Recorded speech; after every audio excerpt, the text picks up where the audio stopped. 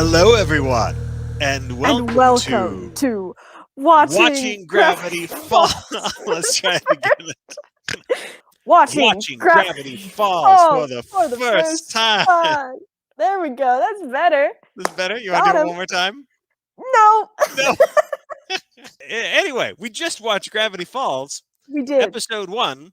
I think that was the first time I'd seen that entire episode and paid attention to it.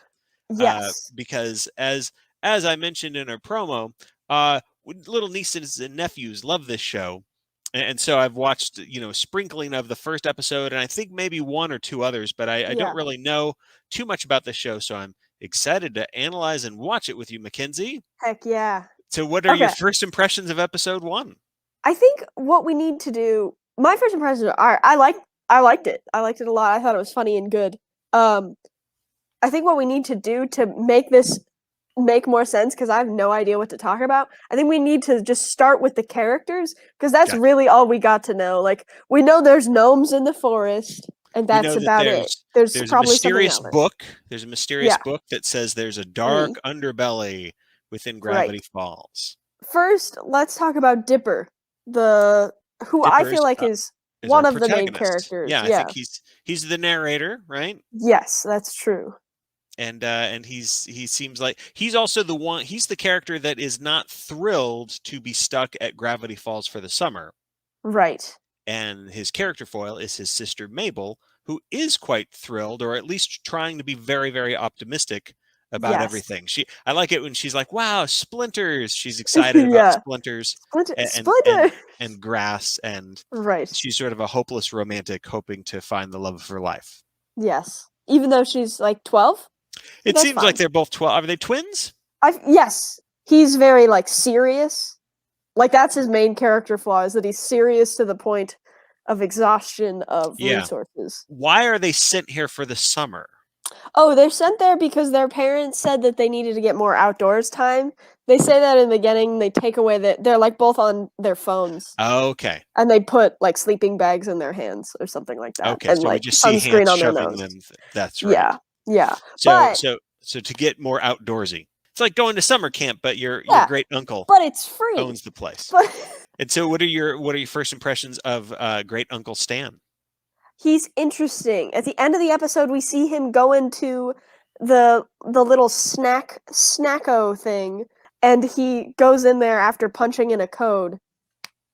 So that's interesting. I feel like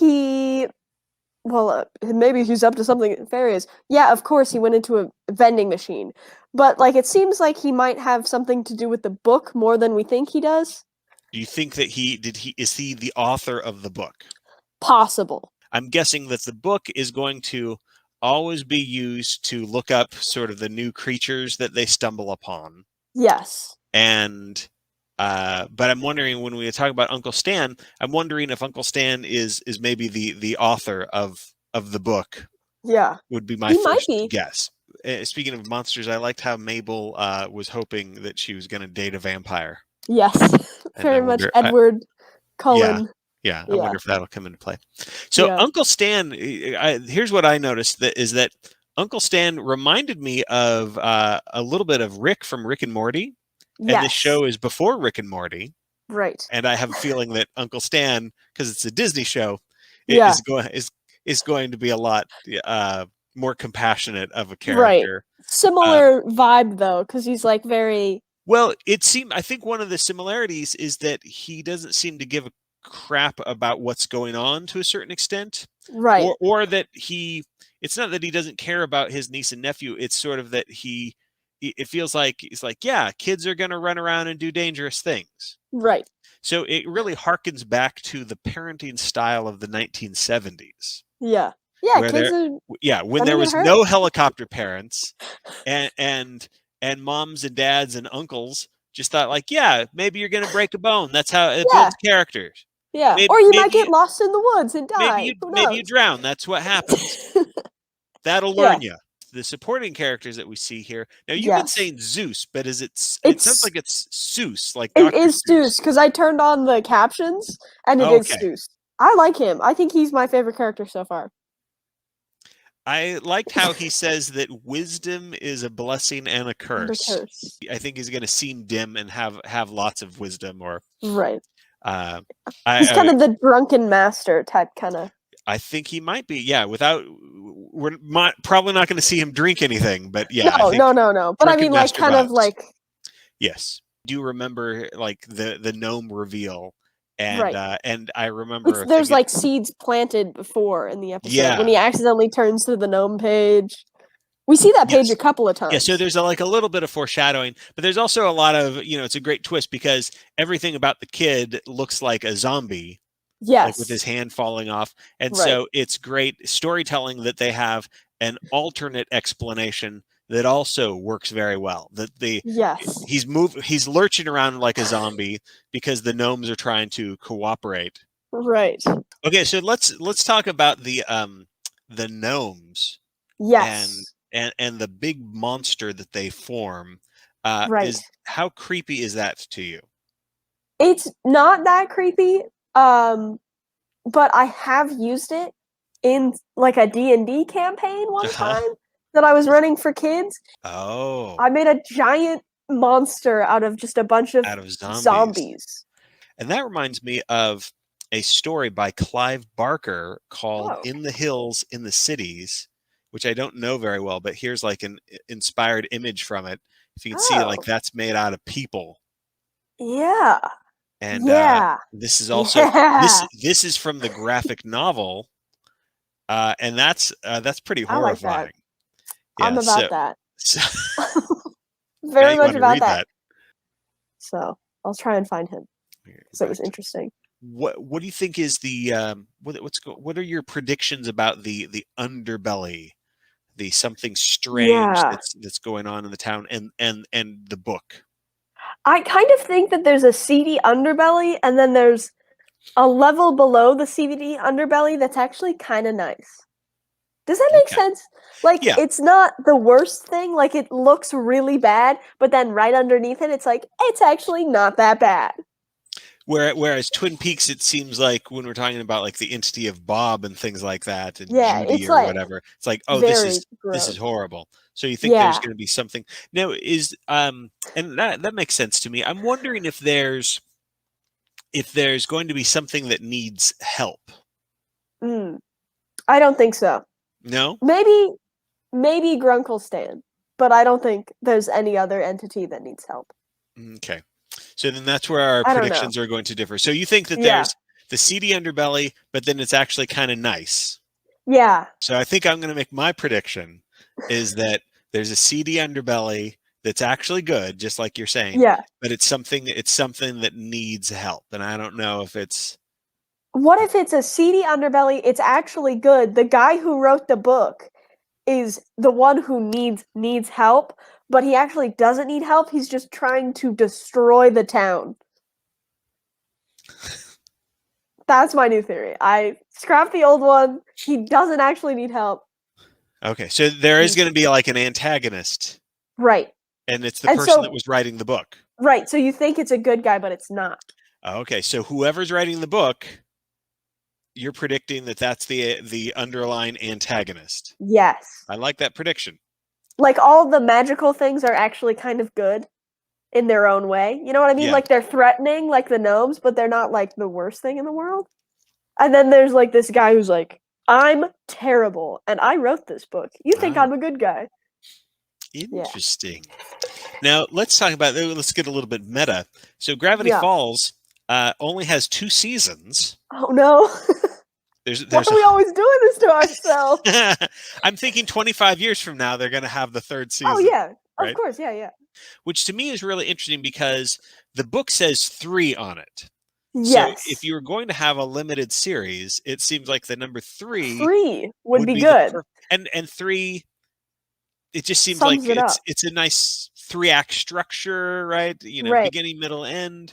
Yeah. So I'm very interested to find out more about what's going to happen within 2 seasons, and how and why the creator of the show decides like, yeah, it's got to just be 2 seasons. That's all I want. Yeah, so I'm excited to see what happens as we keep watching. I hope we like it. Me It'd be too. weird. I think it'll be It'd be fun. weird because in theory it could happen that we've got this reaction video where it's like we get 5 episodes in, we're like, this feels overrated. Yeah. But to me, Gravity Falls seems like just from the first episode, it feels like the creators love and care about the world that they are building. Because Yes. the animation style looks really it's playful, but it's beautiful. Right. And I think during our watching, you had said that you got Calvin and Hobbes vibes from it. Yeah. Did you see her grab a tiger that looked exactly like Calvin? Oh, it was a that's stuffed neat. tiger, and she grappling hooked it. Now, Right at let the me end. ask you this, and you are very good at paying attention to details, but what we did for this episode is we watched it and then we just started talking. Yeah. Yeah.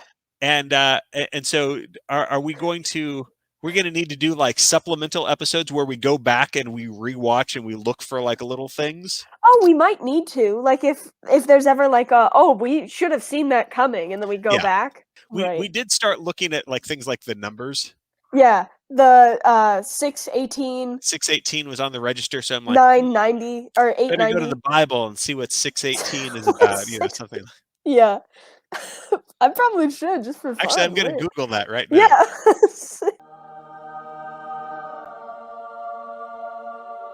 What is it? Oh my God. What is it? So that you are not seen by men to be fasting, but by your Father who is in secret, and your Father who sees in secret will reward you. Oh. Your Father who sees in secret will reward you. That's okay. Cool. I think that's a little bit creepy. Because so is that intentional or is that a coincidence? I hope so. I hope it's intentional. Intentional. It seems like they plucked a Bible quote that is something about secrets. Yeah. And rewards. So that's very interesting. Yeah. 618? That seems like I think that's intentional. That's intentional at least. I think somebody did that. Yeah. Someone thought like, hey, let's put this number. I got this cool little Bible quote. Right.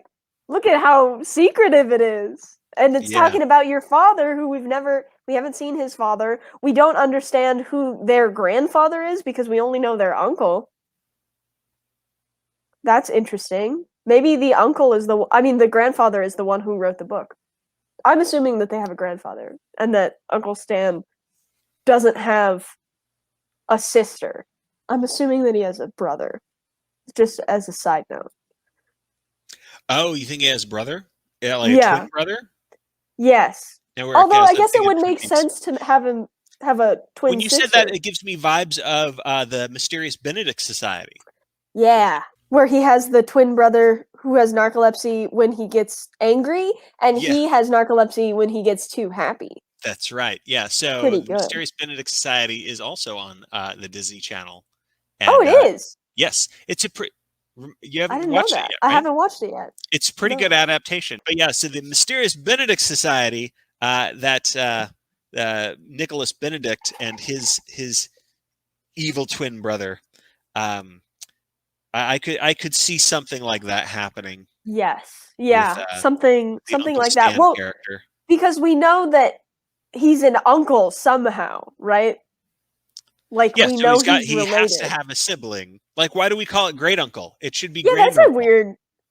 It seems like it should be grand uncle. And then great grand uncle. And then a great uncle. Yeah. Yeah, that's weird. Well, now we probably talked long enough. You got a lot of editing to do. Yeah, we got a lot of editing to do. Yeah, so I have no idea what's going to happen, but I'm looking forward to watching Gravity Falls for the first time. It's harder over Zoom. It's harder to do the in sync. All right. Well, should we say goodbye to everyone? Yes. Thank you for watching. Everyone. If you did, have a wonderful Thursday or whenever this comes out. Or whatever day you're watching it on. Whatever day. And we'll go back to Gravity Falls very soon. Yes.